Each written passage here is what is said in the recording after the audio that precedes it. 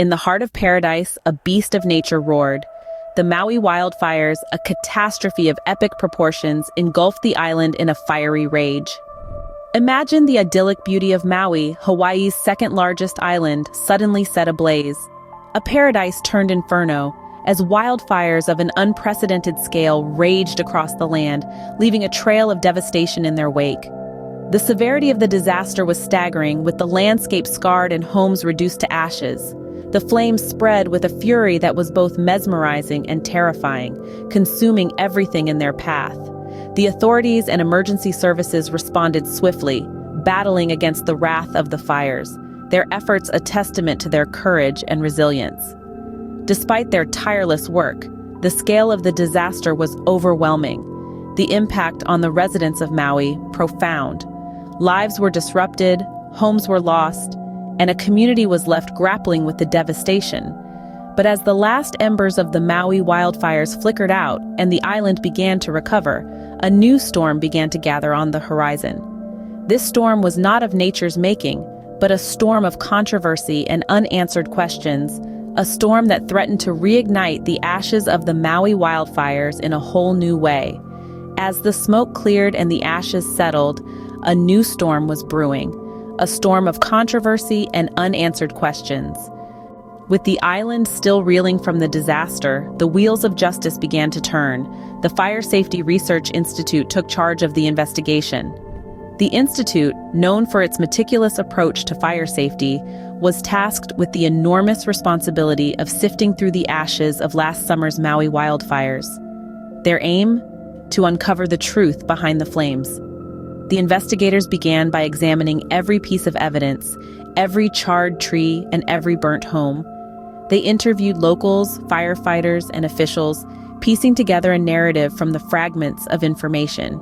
The job was colossal, the stakes were high, and the world was watching. As the investigation progressed, a pattern began to emerge.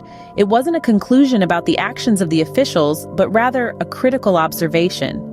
Communication breakdowns were highlighted, painting a picture of chaos and confusion in the heat of the disaster. Yet, as the investigation unfolded, a wall of resistance was met.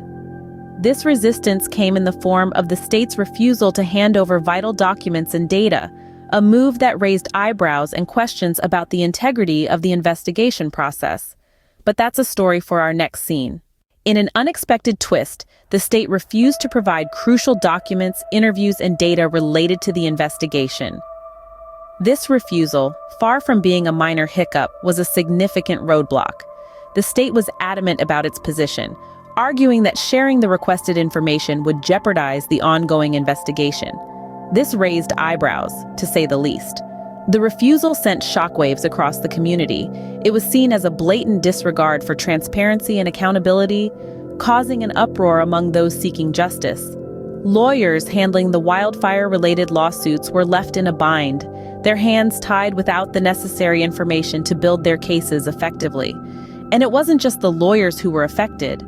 This refusal had a ripple effect on the investigation itself.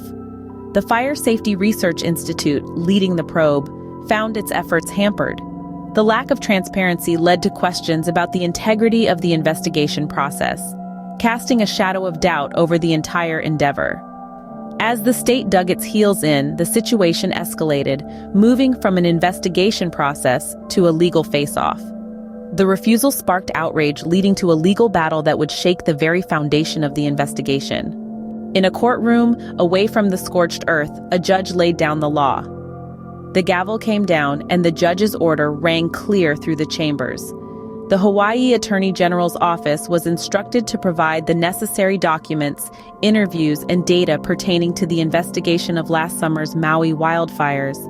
The judge, firm in their conviction, saw this as a crucial step in the ongoing litigation involving hundreds of lawsuits. The decision was not made lightly. It meant putting the state's initial refusal to share these materials behind, citing fears of jeopardizing the investigation. But the judge saw it differently. The judge saw the need for transparency, for openness, for due process to take its course. This order, however, didn't come without its own set of concerns. It sparked a new wave of uncertainty about the integrity of the investigation process. Would this decision help bring clarity to the situation, or would it only serve to muddle the waters further? These are questions that the state and its citizens now face. The judge's order raised concerns about the integrity of the investigation process, leaving the state and its citizens in a state of uncertainty. With the judge's order now in place, the future of the investigation hangs in the balance.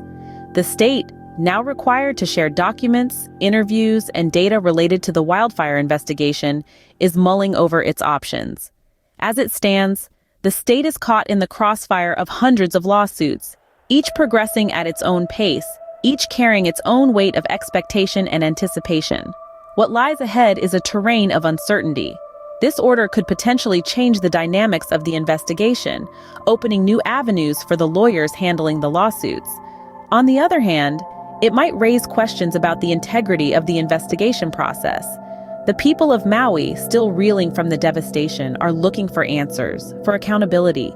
The potential implications for them and for the state are immense. The trials scheduled for November could bring to light startling revelations or reinforce the existing narrative. As the trials loom in November, only time will tell if justice will rise from the ashes of the Maui wildfires.